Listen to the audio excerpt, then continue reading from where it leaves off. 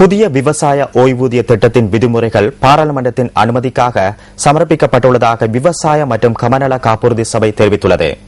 இன்னும் சில தினங்களில் பாராளுமன்றத்தின் அனுமதி இதற்கு கிடைக்கும் என விவசாய மற்றும் கமநல காப்புறுதி சபையின் பணிப்பாளர் நாயகம் பண்டுக வீரசிங்க கூறியுள்ளார்.